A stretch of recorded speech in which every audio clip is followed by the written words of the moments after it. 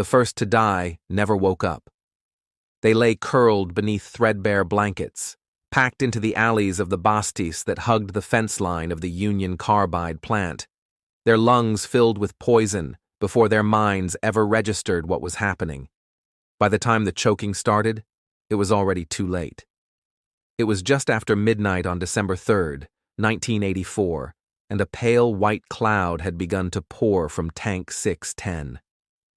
The people of Bhopal never heard the alarms, because they'd been turned off weeks earlier. What they got instead was silence, then the sting of something sharp in the air. Eyes burned, throats constricted. Then the coughing came. Men staggered into the streets, their voices raw and panicked. Mothers screamed for children. The narrow paths between homes turned into rivers of people clawing their way through the dark, each breath more painful than the last. Bodies began to fall, on rooftops, in gutters, on the steps of makeshift clinics that had no idea what they were treating. By sunrise, thousands were dead. Inside the factory, the operators had lost control hours earlier. Water had leaked into a tank holding over 40 tons of methyl isocyanate, a chemical so volatile even contact with air could trigger catastrophe.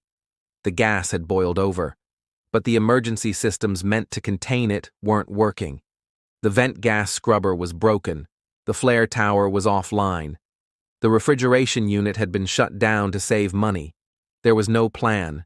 There was no defense. The gas escaped freely into the night, and it settled, low and heavy, over the sleeping city. By the next morning, the train station was littered with bodies. Buses were frozen in place, their passengers slumped and motionless. Dead animals lay in heaps beside market stalls. At the hospital, the air reeked of vomit and chemical sweat. Nurses worked in silence. There were too many to help. They didn't even know what they were treating. Union Carbide refused to share the chemical list. The company's U.S. executives told reporters that everything was under control.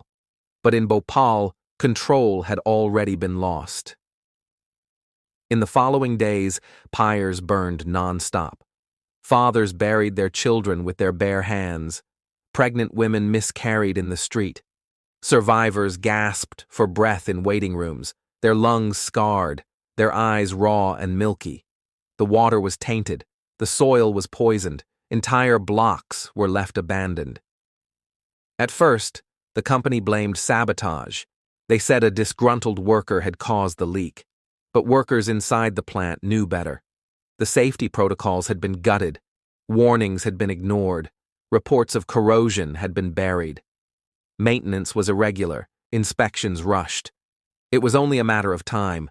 The plant had been falling apart long before that night. No one stopped it, because stopping it would have meant slowing it down. Union Carbide settled with the Indian government for $470 million. No admission of guilt, no trial, no accountability.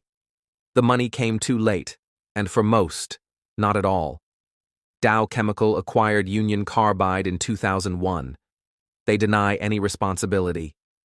The factory site still sits in Bhopal, decaying, rusted, and leaking. Its waste has seeped into the groundwater. Children born decades later suffer from deformities and learning disorders. The survivors continue to fight in courtrooms and in memory, carrying photos of their dead. The world called it the worst industrial disaster in history. But to the people of Bhopal, it was something worse. It was betrayal, slow, silent, and suffocating. Thank you for listening to Road to Ruins. Subscribe for more true stories where systems fail and people pay the price.